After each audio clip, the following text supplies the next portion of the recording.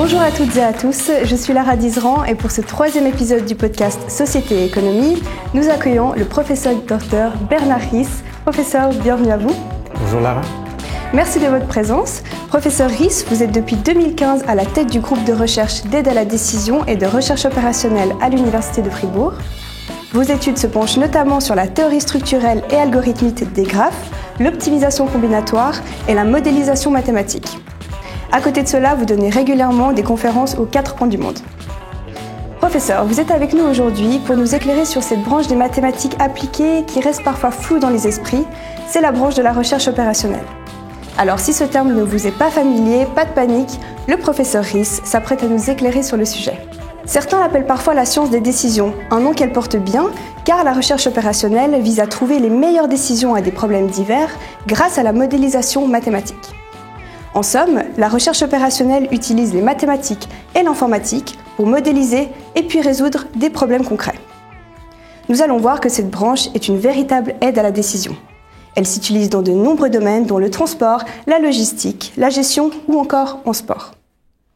Professeur Ries, est-ce que la recherche opérationnelle est la preuve ultime que les mathématiques sont utiles dans la vie de tous les jours ? Alors en effet, comme vous l'avez déjà dit, la recherche opérationnelle et la mise en œuvre de méthodes scientifiques, notamment mathématiques, en vue de prendre la meilleure décision possible. Et aujourd'hui, il y a beaucoup de domaines qui font appel à la recherche opérationnelle, des domaines qu'on connaît tous, mais rarement on est conscient qu'il y a des mathématiques derrière. Donc oui, les mathématiques sont utiles, voire très utiles dans la vie de tous les jours. Et la recherche opérationnelle le démontre bien parce qu'elle utilise justement les mathématiques pour résoudre des problématiques de la vie quotidienne. Et professeur, pourquoi appelle-t-on ce domaine recherche opérationnelle ?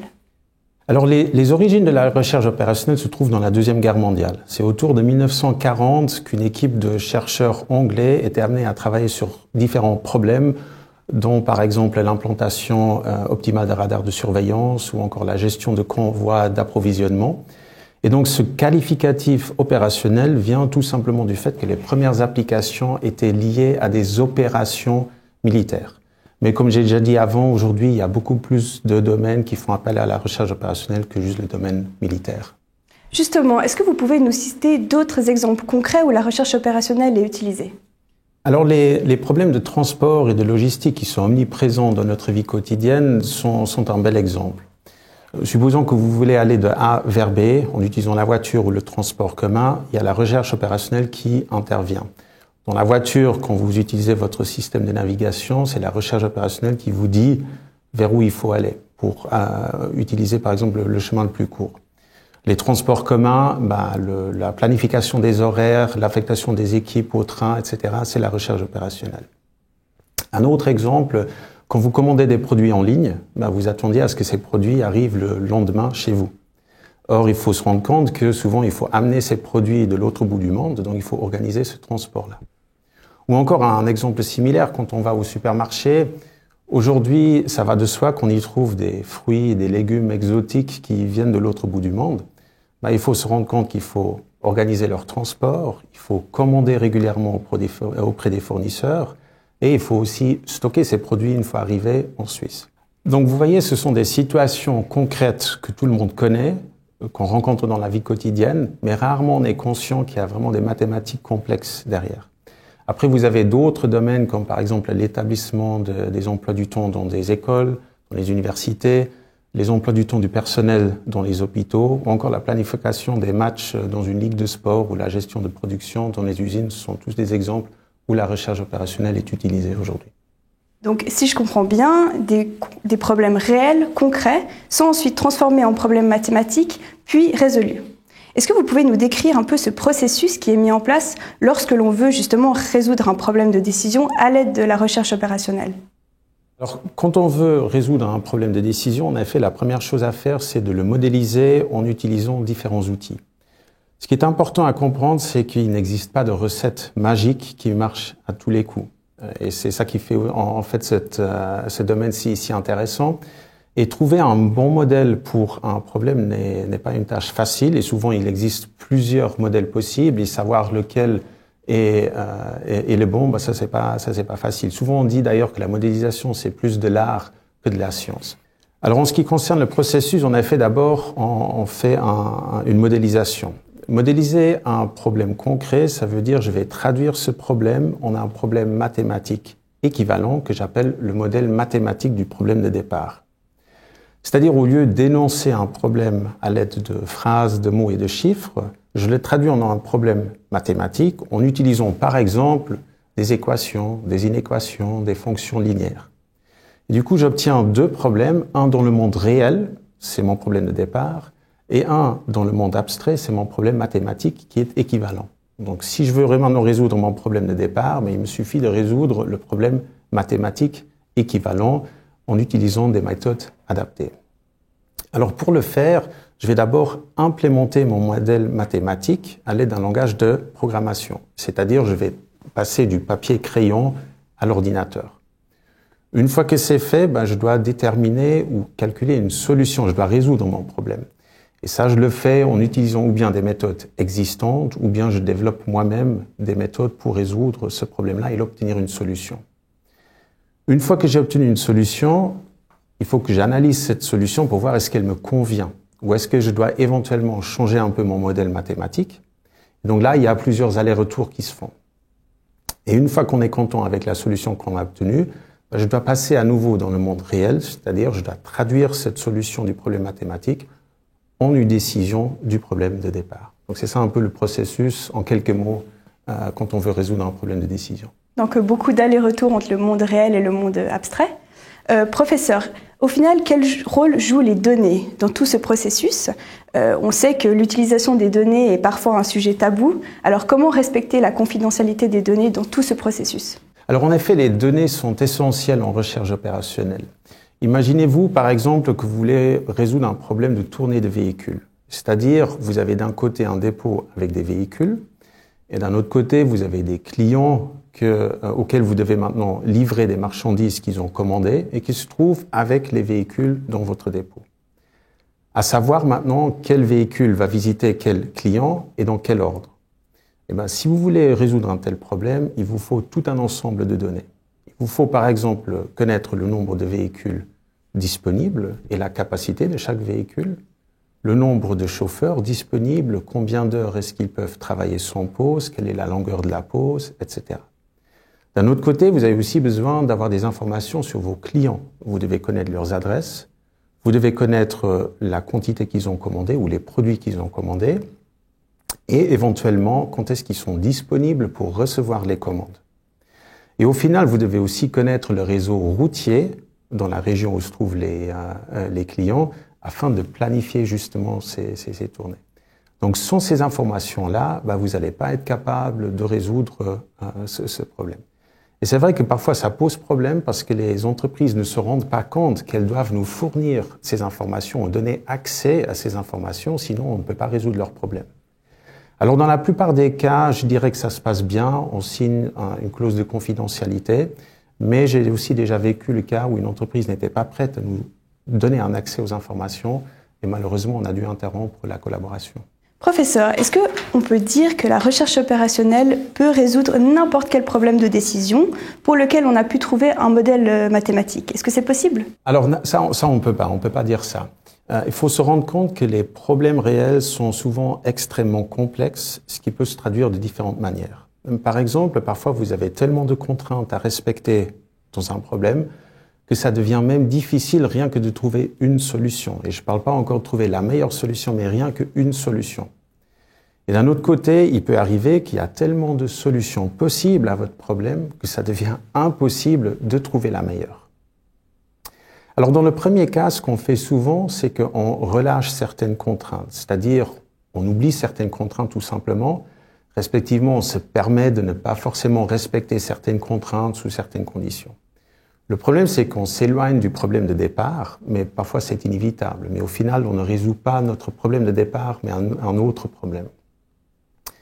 Et dans le deuxième cas, quand vous avez beaucoup de solutions possibles à votre problème, souvent il faut se contenter avec une bonne solution, sans avoir une garantie qu'il s'agit vraiment de la meilleure solution.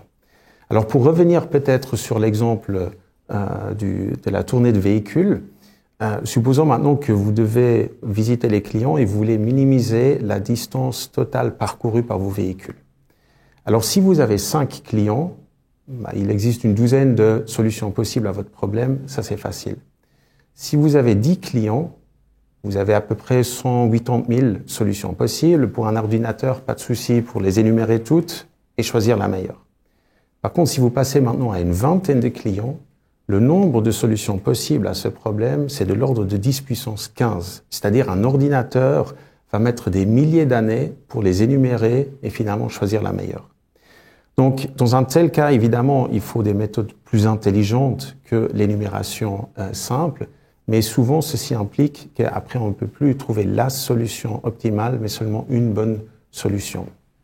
Donc, en quelque sorte, on sacrifie la garantie d'optimalité, mais en revanche, on trouve rapidement et seulement une bonne solution, mais pas forcément la meilleure. Donc, avoir un modèle aussi excellent qu'il soit ne suffit pas. Il faut aussi savoir le résoudre en utilisant ce modèle. Il me semble que c'est là le rôle des algorithmes, c'est bien ça ? Exactement. La modélisation n'est qu'une partie. La résolution du problème proprement dite, c'est une autre partie. Et cette résolution se fait justement à l'aide d'algorithmes, c'est-à-dire c'est tout simplement une suite d'instructions ou de calculs qui sont faits. Mais les algorithmes aussi ont leurs limites et n'arrivent pas toujours à résoudre les problèmes jusqu'à l'optimum. Alors heureusement, avec la recherche qui est faite depuis des années, on trouve souvent des avancées considérables. Et je reprends encore une fois ce problème de tournée de véhicules. Donc on avait dit à partir de 20 clients, un ordinateur mettrait des milliers d'années pour énumérer toutes les solutions et choisir la meilleure. Aujourd'hui, grâce à une recherche sur ce problème et en algorithmique depuis des décennies, on arrive à résoudre ce problème à l'optimum, même pour des milliers de clients. Donc oui, avoir un bon modèle, c'est important, mais ça ne suffit pas. Il faut aussi être capable de résoudre le problème qu'on vient de modéliser, et donc il faut développer des algorithmes performants. Parlons un petit peu de vous, professeur. Est-ce que vous pouvez nous donner un exemple d'un problème concret sur lequel votre groupe de recherche travaille actuellement ? Alors actuellement, certains membres de mon groupe de recherche travaillent sur un problème de ramassage de déchets. Alors j'explique. Le domaine du ramassage des déchets, il y a eu très peu d'évolution ou d'innovation les dernières décennies. Donc ce qui se passe, c'est que d'habitude, c'est un camion diesel qui fait les tournées dans les villes, dans les villages pour ramasser les déchets. Et il le fait en bloquant souvent les routes et en consommant énormément d'énergie parce qu'il doit s'arrêter et redémarrer toutes les 10 minutes. Alors dans ce projet qui se fait ensemble avec une entreprise spécialisée dans le ramassage des déchets, dans une première étape, on aimerait tester des méthodes alternatives pour ramasser les déchets.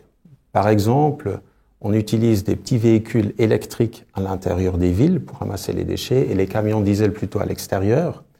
Ou bien alors, on va placer des containers à des endroits stratégiques et on va demander aux habitants d'amener leurs déchets dans ces containers et de temps en temps, les camions viennent vider ces containers. C'est d'ailleurs ce qu'on voit souvent dans les stations de ski. Et le but de ce projet, c'est de développer un outil d'aide à la décision qui, pour une commune donnée, va permettre de comparer numériquement les différentes manières de ramasser les déchets dans cette commune-là, de sorte à ce que cette commune ou les responsables puissent après choisir la méthode qui leur convient. Peut-être la méthode avec les moindres coûts, ou bien avec une consommation minimale d'énergie, une émission minimale de CO2, etc., en fonction des paramètres que la commune a choisis. Donc si tout se passe bien, à la fin de ce projet, les communes pourront utiliser cet outil et prendre des meilleures décisions. C'est tout de même très innovant. Exactement, donc ça c'est le but. Après, il faut savoir que pour le moment, il s'agit de développer un prototype. Il y a certainement encore des adaptations, des améliorations à faire et des tests supplémentaires qu'on doit faire après le projet. Il faut aussi dire que le Covid ne nous a pas forcément permis d'avancer comme on le voulait dans ce projet. Maintenant qu'on parle un petit peu de ce Covid, est-ce que la recherche opérationnelle a aussi pu contribuer d'une manière ou d'une autre lors de cette pandémie, professeur ? Alors certainement, la recherche opérationnelle a pu contribuer dans cette crise. Alors je sais par exemple qu'au niveau suisse, on a fait appel à des experts, notamment des experts en recherche opérationnelle de Zurich, pour développer une stratégie de vaccination et de gestion de stock des doses de vaccins en début de 2021, quand on a commencé à vacciner les premières personnes. Donc on savait que le vaccin était disponible seulement en quantité limitée et qu'il y avait des incertitudes quant à la livraison. Et d'un côté, on voulait vacciner un maximum de personnes avec une première dose, c'est-à-dire on voulait une utilisation forte des doses disponibles. Mais d'un autre côté, il fallait aussi s'assurer à ce qu'un mois après, il y a la deuxième dose qui est disponible pour ces mêmes personnes qui ont eu l'injection un mois avant. Donc, il fallait vraiment gérer les commandes et le stockage des doses de vaccins, sachant qu'il y a plein d'incertitudes sur les livraisons et la disponibilité de ces vaccins. Donc là, il y avait vraiment des mathématiques complexes derrière qui ont permis justement au canton de résoudre ces problèmes-là. On voit ici l'importance vraiment réelle de la recherche opérationnelle, surtout actuellement. Mais est-ce que de manière générale, professeur Riess, est-ce que la recherche opérationnelle est fréquemment utilisée en Suisse? Alors, au niveau des groupes de recherche, il y en a effectivement dans pratiquement toutes les universités suisses, mais aussi dans les hautes écoles, on trouve des chercheuses et des chercheurs dans le domaine de la recherche opérationnelle. Et aussi, au niveau des entreprises, il y a beaucoup d'entreprises qui utilisent des outils de recherche opérationnelle au quotidien. Alors, je pense par exemple à Coop@Home pour la planification des livraisons à domicile, les CFF pour l'affectation des équipages au train, ou encore Swissport pour la planification du personnel dans tous les services liés aux aéroports, mais aussi dans la planification des matchs en basketball en Suisse. Je sais qu'il y a des outils de recherche opérationnelle qui sont utilisés pour planifier ces matchs chaque saison. Et après, il ne faut pas oublier non plus les écoles et l'université. Par exemple, à l'université de Fribourg, depuis peu, on utilise des outils de recherche opérationnelle pour planifier les sessions d'examen des étudiants. Selon vous, professeur, que peut-on espérer de la recherche opérationnelle dans 10 à 15 ans? Alors, la recherche opérationnelle a depuis toujours montré son utilité et son vaste champ d'application. Alors, il y a de nombreux développements qui sont faits les dernières années, aussi bien au niveau méthodologique que technologique, et je pense que ceci va continuer encore les prochaines années. Aussi, la recherche opérationnelle a toujours su apporter des solutions à des problèmes d'actualité. On parlait notamment de Covid. Et donc, il était à espérer que ceci va continuer les prochaines années pour les défis qui nous attendent demain. Donc, en cours, ce qu'on peut espérer, c'est que ça reste un domaine avec un grand potentiel d'application qui sait donner des solutions concrètes aux défis de demain. Des promesses vraiment immenses selon ce que vous nous avez expliqué. Finalement, professeur, quels sont les challenges majeurs auxquels fait face cette discipline aujourd'hui, au niveau de la formation, du personnel ou de la technologie, selon vous? Alors, selon moi, un des grands challenges, c'est la formation. Le domaine de la recherche opérationnelle est très peu connu parmi les jeunes et souvent, on entre en contact avec le domaine que très tard lors des études universitaires et c'est seulement à ce moment-là qu'on remarque à quoi ça peut servir les mathématiques et l'informatique. Donc, selon moi, ce serait souhaitable de faire en sorte que les jeunes élèves comprennent déjà à quoi les mathématiques et l'informatique peuvent servir, qu'on utilise ces outils pour résoudre des problèmes de la vie quotidienne. Et donc, qu'ils comprennent que faire des études en mathématiques, ça ne sert pas seulement à devenir professeur de maths ou travailler dans une assurance ou dans une banque, et que faire des études en informatique, ce n'est pas seulement pour former des gens qui après vont travailler dans des services IT. C'est d'ailleurs le but d'un de nos projets qu'on vient de soumettre au Fonds national. On aimerait illustrer via des bandes dessinées aux élèves des CO l'utilité des mathématiques. Et donc je pense que là vraiment il y a encore des choses à faire. Après il faut dire qu'il y a d'autres pays, notamment la France où l'enseignement de la recherche opérationnelle a une longue histoire, qui ont fait des progrès dans ce sens-là. Donc les dernières 10 années, on a vu beaucoup de formations liées à la recherche opérationnelle se créer et aussi beaucoup de postes universitaires avec une connotation recherche opérationnelle ont été créés. Un autre challenge selon moi, c'est une meilleure communication, collaboration entre universités ou chercheurs dans le domaine de la recherche opérationnelle et les entreprises. Puisque souvent les entreprises ne connaissent pas ce domaine et ils ne se rendent pas compte qu'il existe des outils performants qui permettent d'améliorer leur business. On voit souvent que dans les entreprises, il y a plein de choses qui se font encore à la main. Respectivement, on essaie de faire au mieux, mais sans vraiment avoir réfléchi profondément à une optimisation.